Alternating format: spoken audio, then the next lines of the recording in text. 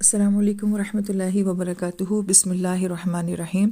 سورہ بقرہ کا رکوع نمبر 29 ہے اور آیت مبارکہ بھی 229 ہے۔ اس آیت مبارکہ میں سب سے پہلے یہ فرمایا گیا ہے کہ الطلاق مرتان، کہ طلاق زیادہ سے زیادہ 2 بار ہونی چاہیے۔ اب یہ تمام آنے والے رکوع میں آیات ایسی ہیں کہ جن سے متعلق بہت سارے احکام ہیں۔ اس کے لیے درخواست یہ ہے کہ آپ فقہ کی کتابوں سے رجوع کریں اور دوسری تفاسیر سے رجوع کریں جہاں طلاق کے تفصیل کے ساتھ احکام بیان کیے گئے ہیں،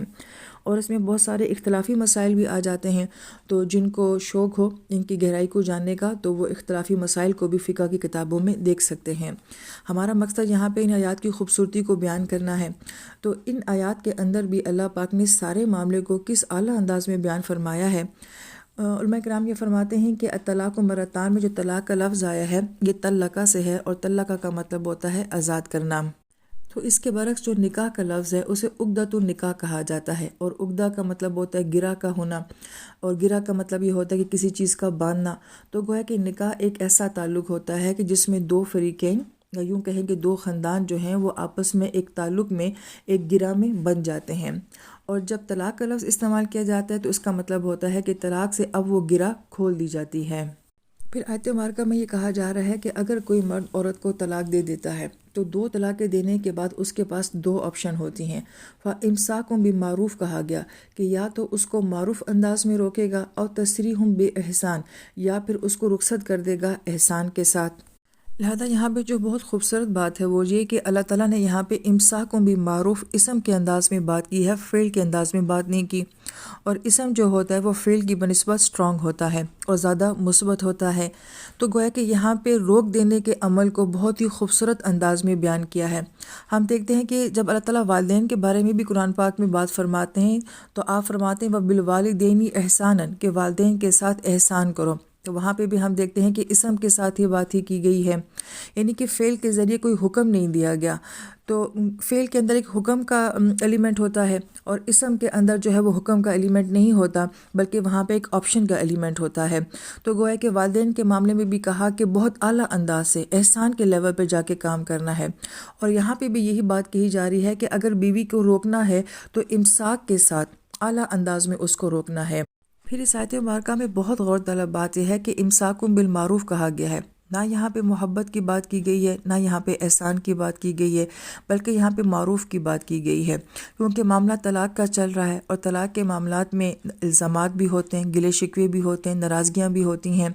بعض اوقات ایسا ہوتا ہے کہ رشتے ایسے مقام پہ آ جاتے ہیں جہاں وہ پہلی والی محبتیں برقرار نہیں رہتی ہیں،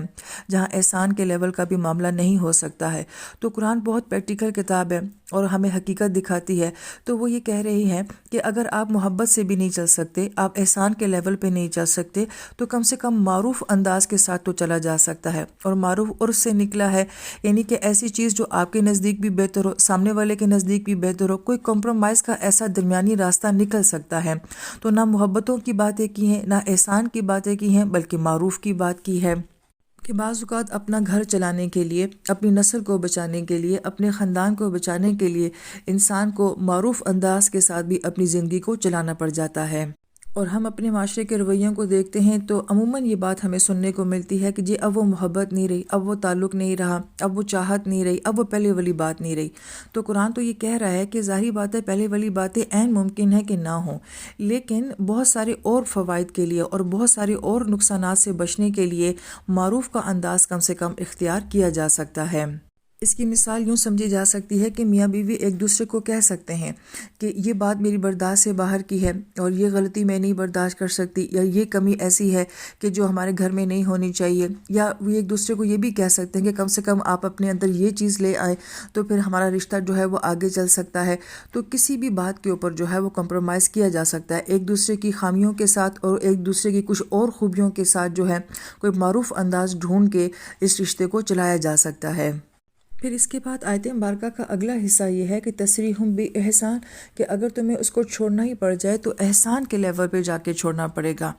بڑی غور طلب بات یہ ہے کہ جب روکنے کی بات کی جا رہی تھی تو احسان کی بات نہیں کی، وہاں حقیقت کی زندگی دکھائے کہ پھر ان دونوں کو دوبارہ آپس میں رہنا پڑے گا تو بہت ساری کمی بیشیاں آ جائیں گی، تو معروف کا انداز ہونا چاہیے۔ لیکن بالفرض اگر دونوں یہ سمجھتے ہیں کہ مزید آگے نہیں چلا جا سکتا، اب اگر رشتہ چھوڑنا ہی ہے تو رشتہ چھوڑنے کے اوپر اللہ تعالیٰ ہمیں سب سے اعلیٰ معیار دکھا رہے ہیں کہ احسان کے لیول پہ جا کے اپنے رشتے ختم کرو۔ گویا کہ یہاں پہ اب جدائی کا عمل شروع ہو جائے گا، تو اگر کسی کے ساتھ جدا ہی ہونا ہے، رشتہ اگر ختم ہی کرنا ہے، تو اس کام کو بھی کس لیول پہ جا کے کرنا ہے؟ احسان کے لیول پہ جا کے کرنا ہے۔ پھر یہاں پہ ہمارے ذہن میں یہ سوال آتا ہے کہ اگر رشتہ بناتے وقت یہ بات کہی جا رہی ہوتی تو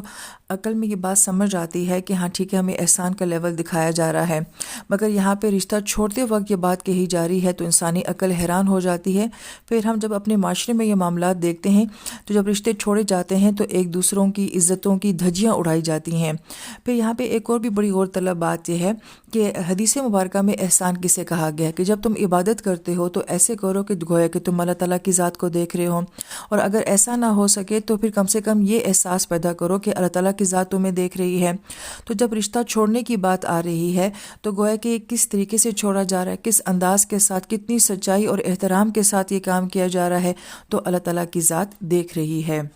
یہاں پر اکابرین بڑی اعلیٰ مثال بیان کرتے ہیں کہ ہو سکتا ہے کہ میاں بیوی نے آپس میں بہت سارا وقت گزارا ہو، اچھا وقت، اچھے حالات بھی دیکھے ہوں، اللہ تعالیٰ نے اولاد بھی دی ہو، تو گویا کہ اگر یہ رشتہ کسی بھی وجہ سے اپنے اختتام پہ جا رہا ہے تو انسان ایک دوسرے کو یہ کہے کہ ہم نے بہت اچھا وقت بھی دیکھا تھا، بہت ساری خوشیاں اکٹھی دیکھی تھیں، اللہ تعالیٰ نے ہمیں اولاد دی ہے۔ اور پھر قرآن آگے جا کے یہ معیار بھی پیش کرتا ہے کہ آپ کوئی بھی تحفہ جو آپ نے اس کو دیا ہے آپ اسے واپس نہیں لے سکتے، بلکہ جاتے وقت بھی کوئی اچھا سا تحفہ دے کے اس کو رخصت کرنا چاہیے۔ انسانی عقل یہاں پہ حیران ہو جاتی ہے کہ جس انسان کو آپ اپنی زندگی سے الوداع کہہ رہے ہوتے ہو تو گویا کہ آپ اس کو یہ ساری باتیں کہہ کے اور ایک تحفہ دے کے الوداع کہہ رہے ہیں۔ تو اسلام ہمیں کیا معیار دکھا رہا ہے، قرآن ہمیں کس سطح پہ جو ہے وہ دیکھنا چاہتا ہے، اور ہم اپنے معاشرے میں اور اپنی زندگیوں میں دیکھتے ہیں تو رشتہ چھوڑنے پہ کہاں، رشتہ بنانے پر بھی ہمارے ایسے کردار اور اخلاق نہیں ہوتے ہیں۔ اور آیت مبارکہ میں تصریح کا لفظ استعمال ہو رہا ہے، اور سرح کا مطلب ہوتا ہے کسی کو آسانی کے ساتھ چھوڑنا، یعنی کہ خاندانوں کو ذلیل نہ کیا جائے، عزتوں کو نہ اچھالا جائے، عدالتوں میں ایک دوسرے کو گھسیٹا نہ جائے۔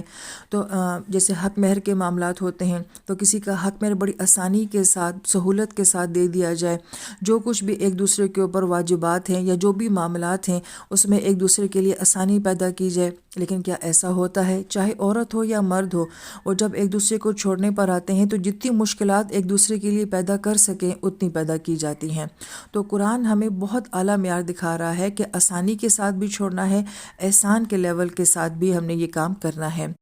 اور یہاں پہ یہ بھی بڑی غور طلب بات ہے کہ اسلام ہمیں 3 درجے دکھاتا ہے کہ اسلام ہے، پھر ایمان ہے، پھر احسان ہے۔ تو اگر کسی کو طلاق دینی پڑ جائے اور وہ حق پر ہو، اور کسی کو اگر طلاق لینی پڑ جائے اور یہ کہ وہ حق پر ہو، تو اس طلاق دینے اور لینے کے عمل کے باوجود بھی وہ دونوں کیا ہوتے ہیں؟ وہ ایمان والے ہوتے ہیں، اور اس عمل کو کرتے ہوئے وہ گویا کہ ایک احسان کا عمل کر رہے ہوتے ہیں۔ یہ بڑی غور طلب بات ہے، کیونکہ ہمارے معاشرے میں دینے والے کو بھی بہت برا سمجھا جاتا ہے، لیکن اس سے کہیں زیادہ جس کو دی جاتی ہے اس کو بہت برا سمجھا جاتا ہے، اور انسان ایک طرح کے گلٹ میں بھی مبتلا ہو جاتا ہے، بعض اوقات دینے والا بھی اور بعض اوقات لینے والا بھی۔ لیکن قرآن ہمیں یہ بات نہیں کہہ رہا، اس سے پہلے تو وہ کہتا ہے کہ بہت محتاط ہو جاؤ، اس رشتے کو تقویٰ کے معیار پہ چلانے کی کوشش کرو، حد الوسع نبھانے کی کوشش کرو۔ لیکن اگر کسی وجہ سے بھی یہ رشتہ نہیں چل پا رہا ہے اور اگر طلاق دینی ہی پڑ جاتی ہے تو دینے کے باوجود بھی وہ دونوں انسان ہیں اور دونوں ایمان والے ہیں۔ لیکن ہمارے معاشرے میں تو ایسی عورت کو منحوس سمجھا جاتا ہے